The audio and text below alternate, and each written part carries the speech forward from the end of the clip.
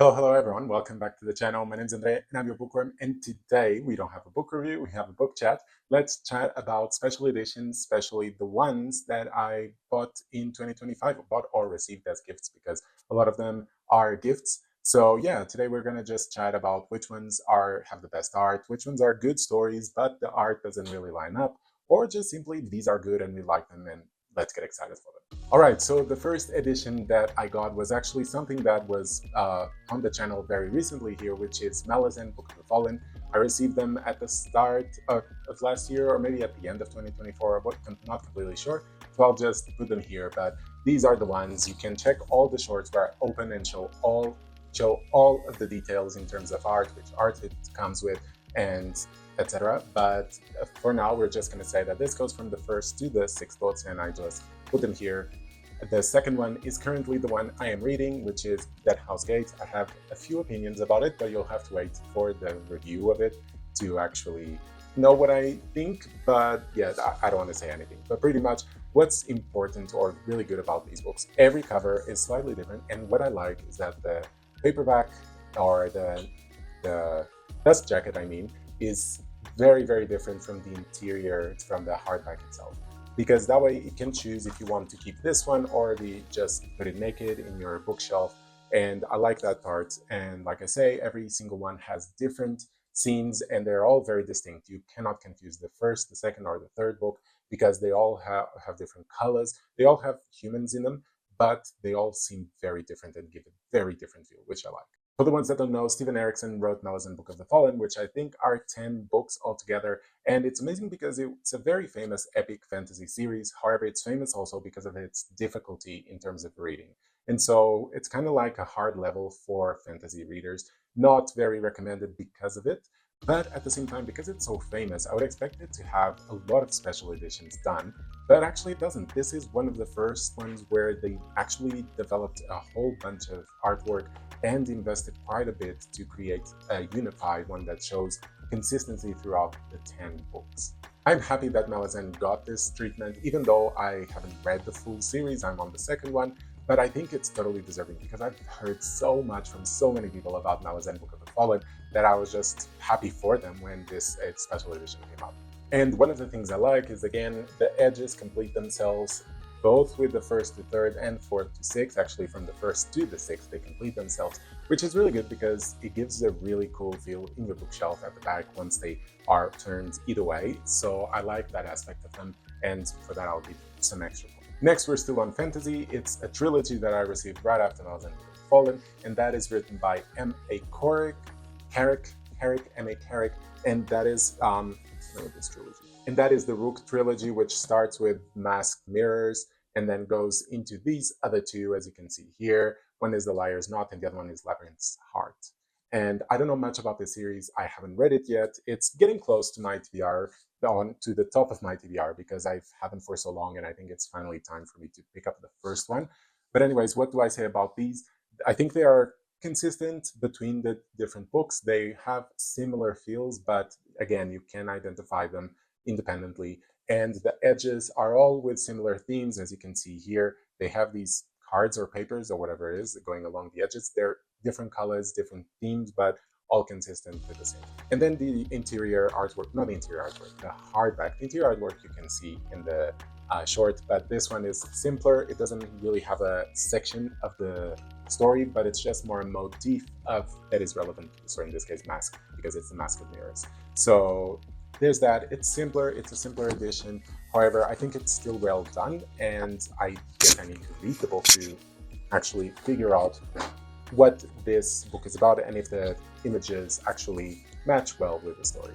Now, I don't know much about the story, like I said, but I know that it's a bit of a political fantasy. More, yeah, think of it as a lot of court type of fantasy, and you'll get a bit of it. The next on the list for presenting today is a big purchase, and that was the Way of Kings, the leather-bound edition by Brandon Sanderson. You can see it here. It has this case, and when I take them out, and the case has the symbol of the Knight's Radiance, of course, I forgot to show that, but once you take them out, they show this beautiful leather bound, which has blue and this gold, and of course the gold foil on the pages, on the edges. I think this is like a luxury edition. I don't need to say much about Brandon Sanderson or about the Cosmere or the Stormlight Archive, which is the name of this series. Just know that this is epic fantasy. These are some of the best fantasy books out there at the moment, and this has a lot of artwork inside, with also interior inside of the story itself, not just the first and last pages. But I think these ones are a different level in terms of special editions, because I mean, Broken Binding does amazing editions, don't get me wrong. I think they do it really well with illustrations, and certain of their special editions are just breathtaking in terms of art, in terms of quality. But these ones, I'd say, can be categorized on a top tier level. Not that the Broken Binding are less, they're just different. So I kind of scale them different, and I expect these from the leatherbound edition from Dragonsteel, which is the publisher, to always be perfect or near so. For the ones that don't know, Stormlight Archive has 5 books published at the moment, which comprises of the first arc in that world. And I think we're going to have a pause before we get any book from the Stormlight Archive continuing or starting the second arc. But again, totally recommend. I don't have any reviews for them here on the channel because I read them a while ago, but I definitely recommend them. And eventually, once I reread them, because I will reread them, I'll definitely post some reviews here. Now, next in line, we have some books that I have spoken about here. I haven't read and reviewed here on the channel, but I have read them before. And that is the Riftwar Saga, written by Raymond E. Feist. You can see how beautiful these books are already, but once I show you the cover of these books, which are The Magician here, look at these beautiful covers and just the art. It looks epic. And the other two, which are Silverthorn and the Darkness of Sethenon, like, again, they're all very different in terms of color, but they have certain motifs that are in common, which means that you can bridge the stories. You can see that they're all part of the same thing. And I think just the art in this is like, it truly gives that epic magic feeling that I really like about fantasy. So for me, these are definitely some of the favorites. And of course, I like the story as well. I think Raymond E. Feist created a big world. And I mean, this is kind of like the Cosmere, but many, many years before. And it just, yeah, there's not much to say about it, just that the naked hardback also has art that relates to the story. So in this case, for example, you see this a dragon. I don't want to reveal much in case you haven't read it, and if you haven't, I definitely recommend at least The Magician, because even though this is a Riftwar Saga, I wouldn't say that you need to read The Magician to read the other two. Of course, you might miss some details, but The Magician can fit as a standalone. You can perfectly read it as a standalone, or Silverthorn, or The Darkness of Sethenon, and just enjoy the world in general. Kind of like the Cosmere, the Discworld, Marvel Cinematic Universe, you know the drill. All right, now we're going to jump a bit into science fiction, and we're starting with Dan Simmons' Hyperion, which this edition was a bittersweet, kind of. I read this book. I have reviewed it here on the channel. I loved it. I think it's an amazing science fiction book. I think the edges of this book are really cool. As you can see, if you've read the story, you know this is the Shrike. If you haven't read, you don't know what the Shrike is. Once you read it, you'll understand. But the only thing is, I don't think that this cover is the best it could be. I mean, it does have some motifs from the story. You understand what is happening, but it doesn't look as epic as I think it should be. Now, if we go to the naked hardback, I think this image is a lot more powerful and relates a lot more to the story itself. And I really enjoy this, and I enjoy the interior artwork as well. Again, you can check all the shorts to see them in more detail.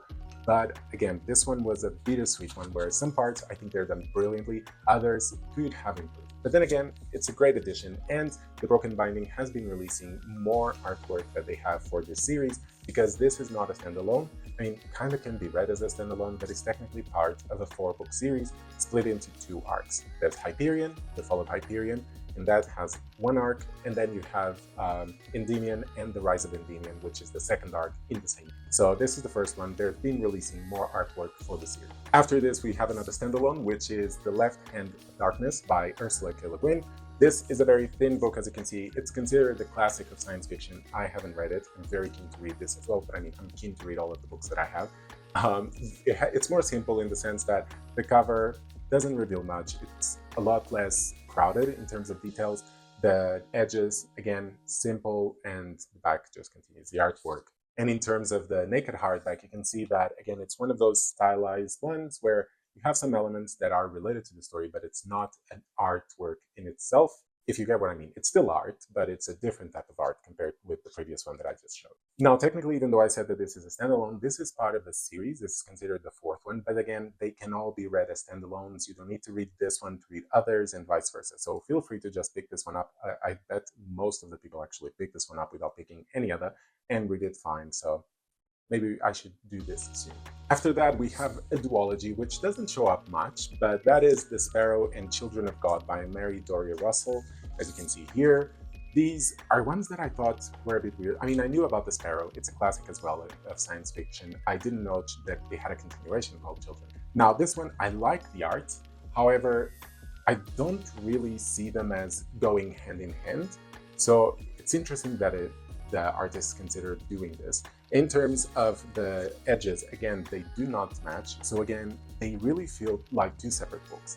So it's an interesting choice. I don't know why they did it, but in the end, I think independently, they look beautiful. Together, they're a bit discordant. And in terms of the naked hardback, again, it's one of those stylized, simpler, but I like this. It doesn't always need to be the art. I think sometimes these ones look beautiful as well, especially again, if they relate to the story. I don't know because I haven't read it, but I mean, the book is called The Sparrow. I bet it relates to it. This was also the book I called the Furries book when I recorded the short, because there is some interior artwork that I recommend you see the short for that has some humanoid creatures that are also very furry. So I don't know what that is about. I'm actually curious to read it, but for me, that became the Furries book. So that is what I'm calling it at the moment. Next in line, we have a trilogy that is quite famous. I haven't read anything. I don't know much about it. And that is Rebecca Rowan Norris's The Black Sun Trilogy. And it has the Black Sun, Fevered Star, and Mirrored Heavens. So as you can see by these covers, they're all very similar in the sense there's the white, which is rare to see in a cover, and I like it. And then you have the centerpiece of someone with something happening, but it's still very consistent with the rest of the books. I like that. The edges also complete themselves to form this moon with birds around that thing. I don't know how this relates to the story, but I mean Black Sun, maybe that is it. And finally, the naked hardback. Again, those stylized ones. This one kind of looks like Mayan, Aztec feel. I'm curious to know if it is related to anything like that. And I'm also curious about this story because, again, it was very famous a while back. But I've also had some mixed reviews from friends that have read it, and I'm not entirely sure where I will lean based on those critiques, because I could easily lean both ways and enjoy this book for the fun that it is, or just simply not like it at all. But I mean, all the three books have scores above 4 on Goodreads, so I'm hoping that it is good. Next, we have one of the disappointing buys that I had this year, which was Among the Burning Flowers by Samantha Shannon. And I'm saying disappointing only based on the special edition, not really about the story, because I haven't read it. I've read the first 2 books, which is The Priory of the Orange Tree, and the second book, which is a prequel, and I can remember, but these 2 books pretty here, and they're beautiful. I love these special editions. This one, first thing I thought when I got it was, why is this so thin? Like this book compared to those, it's half the size. And I thought, why? And then the colors, I don't think they really match. I mean, these special editions, one of the things is they are always quite crowded with details. You have a dragon, you have stuff going on, but I think this one especially, the colors are not really vibing well, in my opinion.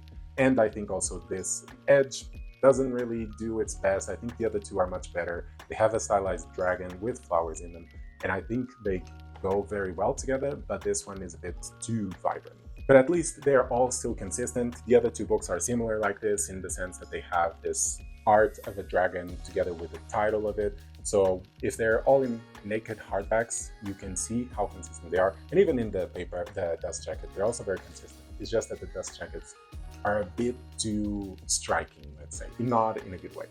But then again, I still need to read the story and see if it's worth being so small. This is supposed to be a pre-prequel, so it's like even before the prequel that happened, which was the Blue Book. All right, going back to science fiction for one last time, I also obtained 2 more books of the Sun Eater series. I've read 2 so far, so with these 2, I now have 5. And what can I say about them? I mean, the books, they look cool. They have really cool sceneries, consistent as well in the sense that there's people in the bottom part, there's the scenery in the top part, and the edges also complete themselves, although these edges are quite subtle. I don't know if I enjoy them because they are so subtle in terms of what is showing across all of them. But I mean, that makes up with the fact that the art is brilliant. It always looks epic, but also looks accurate with the story. Because I took notice when I was reading the first two that the artwork, I could immediately pinpoint what scenes they were. And the other good thing about this special edition is, as you can see here, this reversible dust jacket can actually be used. And instead of having the artwork that I just showed, you can have this mural of the Cielcin and humans, or Cielcin and something else, fighting and kind of crumbling apart, which gives it like a Roman Empire feel to it. If you like that vibe, you can have it. If not, you can just have these. But that is really cool that you get the choice. And last but not least, I've also been getting a few special editions of Shadows of the Apt by Adrian Tchaikovsky, and that is the series where I have a bunch of books with insects. So this special edition, I think it's one of the most basics I have, where we have the classic paper, the classic dust jacket, which is also the cover for these books originally, and then each book has a different block color on the edges, and the naked hardback is quite simple, is black, all of them are black, but then they have each one the motif of the insect impression for that book, as you can see here with the scent. Now I received 3 of these. I've actually have read 5 of them. This is a 10-book series. You can check them all out here on the channel, but just to show you what they look like, these are the previous 2 that I got, and if you put them all together, you get different colors.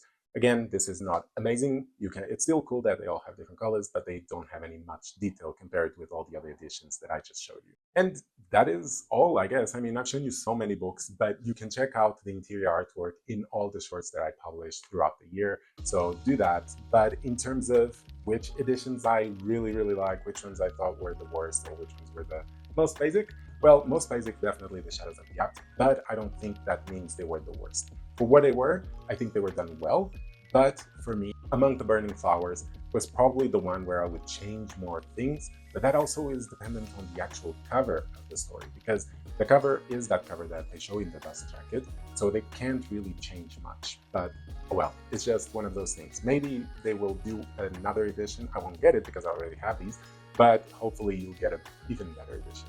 As for the best ones, definitely for me, Raymond Defy's The Riftwar Saga. I think those 3 books look amazing in all angles. You can look at the cover, you can look at the dust jacket or the naked hardback, you can look at the edges, and they still look very epic. So all of that, 5 stars. Of course, we also have the leather-bound edition of The Way of Kings, but like I said, I think that one stands at a different tier and can't really be compared with all these broken bindings, because they're their own thing, right? And so I think that one can be, the leather-bound edition can be top of its tier, and Raymond Defy's will be top of its own tier as well.